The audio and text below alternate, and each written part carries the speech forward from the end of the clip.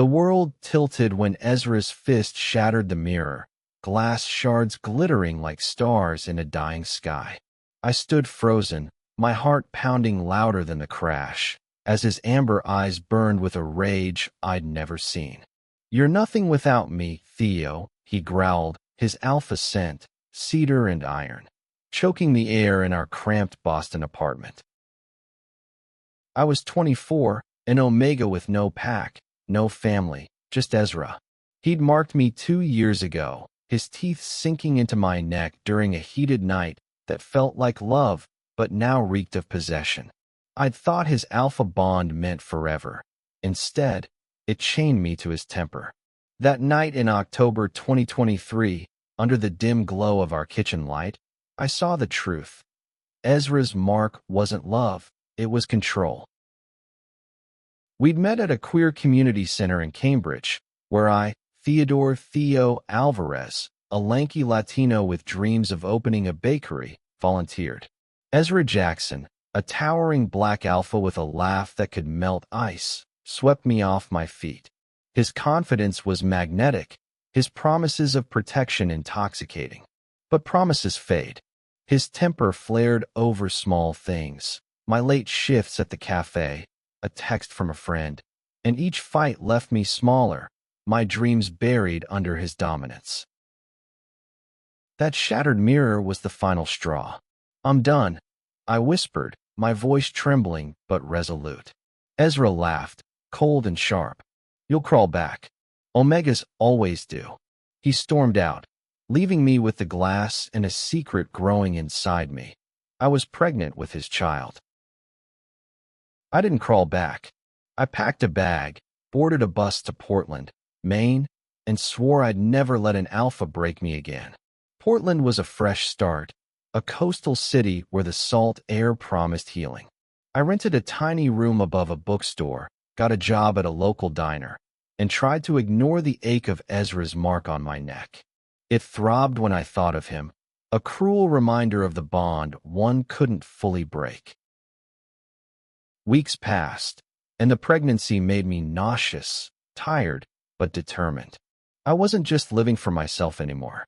At the diner, I met Caleb Nguyen, a 25-year-old Vietnamese-American barista with a quiet smile and eyes that saw through my walls.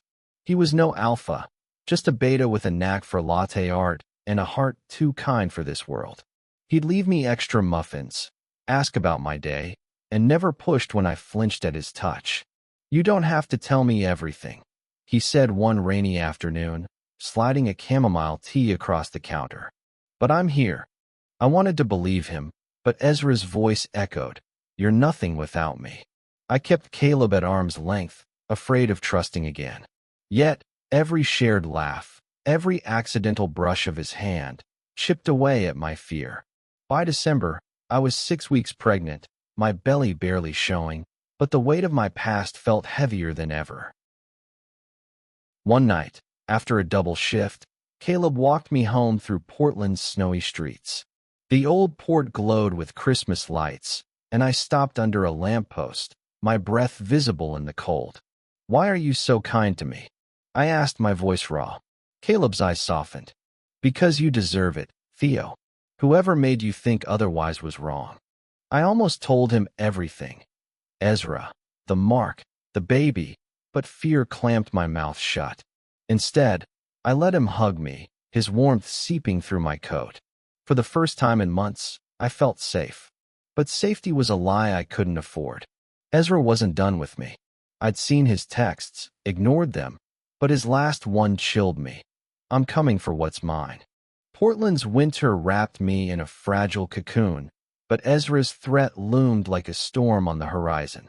I deleted his messages, changed my number, but his mark pulsed, a tether I couldn't sever. At 8 weeks pregnant, I was exhausted, juggling diner shifts and doctor's visits while hiding my truth from Caleb. His kindness was a lifeline, but I feared it would snap if he knew I carried another alpha's child. Caleb and I grew closer, our moments stolen between coffee pours and late-night walks. He'd talk about his dreams, opening a community art space, teaching kids to paint, and I'd listen, aching to share my own. One evening, in a cozy cafe on Congress Street, he caught me staring at my reflection in the window, my hand grazing the scar on my neck. "That's a story, isn't it?" he asked gently. I nodded, throat tight. "Not a good one." I told him pieces: Ezra's temper, the mirror, my escape, but not the pregnancy. Caleb listened, his hand resting near mine, not touching but close enough to feel his warmth. "You're stronger than you know, Theo," he said. I wanted to believe him, but strength felt like a luxury when fear gnawed at me. By January 2024, I was showing slightly, hiding it under loose sweaters. The diner's owner, Maria, a tough Puerto Rican woman in her 50s, noticed. "Mijo, you okay?" she asked, her eyes sharp but kind. I lied, said it was stress, but her knowing look told me she wasn't fooled. That night, I cried in my tiny room, the weight of secrecy crushing me. I wanted to tell Caleb, to trust him, but Ezra's shadow loomed too large. Then, disaster struck. I was closing the diner when Ezra appeared, his silhouette filling the doorway. His scent hit me first, cedar and rage, before his voice, low and dangerous. "You thought you could hide?" My knees buckled, but I stood tall, clutching the counter. "Leave, Ezra. We're done." He stepped closer, his alpha presence suffocating. "That's my child you're carrying." My blood ran cold. How did he know? I'd told no one in Boston. His smirk twisted. "I felt it, Theo. The bond. You can't run from me." He grabbed my wrist, and I yanked free, heart racing. Maria emerged from the back, a baseball bat in hand. "Get out, or I call the cops," she barked. Ezra glared but left, his parting words a knife. "I'll be back." I collapsed, shaking, as Maria held me. "You're not alone, Mijo," she whispered. I told her everything. Ezra's mark, the pregnancy, my fear.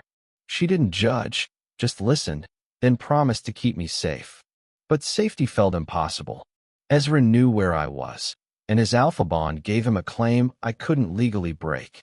I needed to protect my baby, but how? Caleb found me the next day, sitting on a pier, staring at the icy Casco Bay. "Maria told me you had a rough night," he said, sitting beside me. His presence was steady, grounding. I took a breath and told him the truth. The pregnancy, Ezra's threat, my terror. His face didn't change, no pity, no judgment. He just took my hand. "We'll figure this out, Theo. Together."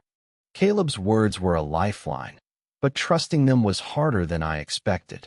At 12 weeks pregnant, my body was changing, and so was my heart. Caleb didn't push, didn't demand, just showed up, bringing me ginger tea for nausea, helping with dishes after my shifts, and sharing quiet moments that felt like home. But Ezra's threat hung over me, a guillotine waiting to fall. I started researching Omega rights, desperate to break Ezra's claim. In Maine, alpha bonds were legally binding unless abuse was proven, but Ezra's rage had never left bruises, only scars on my soul. I contacted a lawyer, Aisha Patel, a fierce South Asian woman who worked pro bono for Omegas. "We'll build a case," she said, her voice steady. "Document everything. Texts, threats, witnesses." Maria and Caleb agreed to testify, but fear gnawed at me. What if I lost? Caleb and I grew inseparable, our connection deepening despite my walls. One night, at a local art fair, he showed me his paintings, vibrant abstracts that felt like hope. "This one's you," he said, pointing to a canvas of warm golds and soft blues. I blushed, overwhelmed. "Why me?" I asked. He smiled, shy but sure. "Because you're light, Theo, even when you don't see it." That night, under Portland's starry sky, I kissed him. It was tentative, my lips trembling against his, but his arms wrapped around me, steady and warm. For a moment, I forgot Ezra, the mark, the fear. But reality crashed back.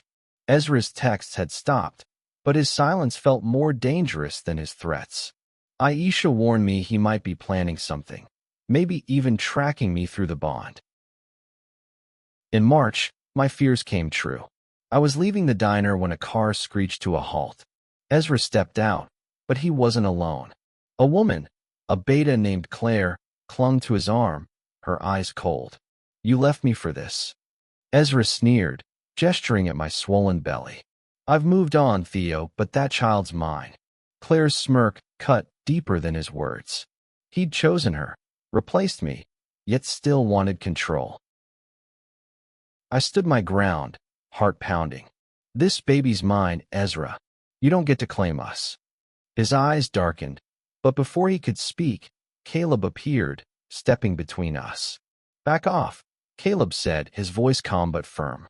Ezra laughed, towering over him. "A beta? Really, Theo?" But Caleb didn't flinch, and Ezra backed down, pulling Claire away. "This isn't over," he spat. That night, I broke down in Caleb's arms, sobbing for the years I'd lost to Ezra, for the fear I couldn't shake. Caleb held me, whispering, "You're enough, Theo. You and the baby." His words were a balm, but Ezra's threat lingered. Aisha pushed for a restraining order, but the bond complicated everything. I needed to fight, not just for me, but for my child, and for the love I was starting to believe I deserved.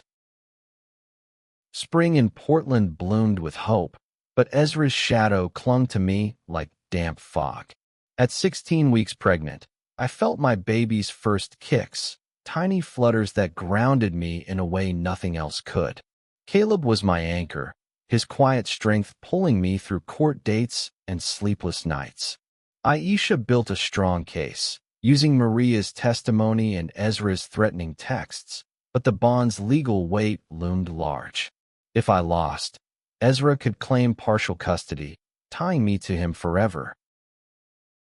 Caleb and I moved in together, a small apartment overlooking the Eastern Promenade.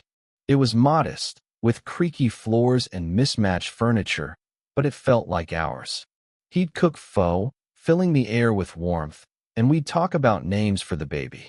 "What about Luna?" he suggested one night, his hand resting gently on my belly. I smiled, tears pricking my eyes. "Luna's perfect." But peace was fragile. In April, Ezra violated the temporary restraining order, showing up at the diner with Claire. Maria called the police, and Ezra was arrested, but not before he shouted, "You'll never be free, Theo." His words haunted me, but Caleb's presence kept me grounded. "He's wrong," Caleb said, pulling me close. "You're already free." The court date arrived in May, a gray morning that matched my nerves.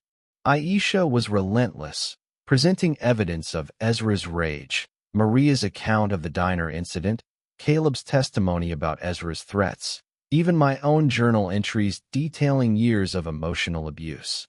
Ezra's lawyer argued the bond gave him rights, but Aisha countered with proof of his abandonment and Claire's presence.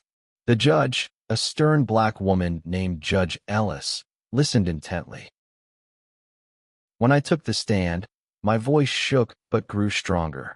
"I left because I had to protect my child," I said, hand on my belly. Ezra marked me in rage, broke me, and chose another. "I'm building a life for my baby, one with love, not fear." Caleb's eyes met mine from the gallery, steady and proud. The ruling came swiftly. The bond was nullified, Ezra's claim denied, and a permanent restraining order granted. I sobbed in Caleb's arms outside the courthouse, relief washing over me like a tidal wave. Ezra was gone, his mark just a scar now, powerless. Months later, in August 2024, I gave birth to Luna, a tiny girl with my dark eyes and a fierce spirit. Caleb was there, cutting the cord, tears streaming down his face. We weren't perfect, trauma lingered, trust took time, but we were a family. One evening, under the same oak tree where I'd first felt hope, Caleb proposed, a simple ring in his trembling hand. "I want us, Theo. You, me, Luna, forever." I said yes, my heart full. Ezra's rage had marked me, broken me, but it didn't define me. I'd left, pregnant and scared, and found love elsewhere, with Caleb, with Luna, with myself. In Portland's gentle embrace, I learned that love doesn't bind, it sets you free.